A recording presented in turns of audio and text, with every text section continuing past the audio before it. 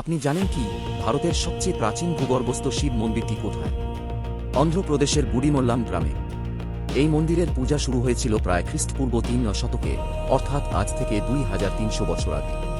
প্রথমে সাতবাহন রাজারা এই মন্দিরের দেখাশোনা করতেন, তারপর পল্লব, চোল, চালুক্য ও বিজয়নগর রাজারা এই মন্দিরের রক্ষণাবেক্ষণে ভূমিকা নেন।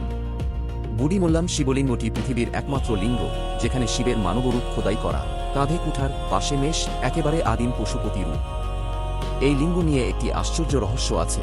প্রতি ৬০ বছর অন্তর মন্দিরের মূল গর্ভগৃহ জলের নিচে ডুবে যায়। কেউ বলেন এটি প্রকৃতির খেলা, কেউ বলেন এ শিবের ইচ্ছা, সময়চক্রের প্রতীক।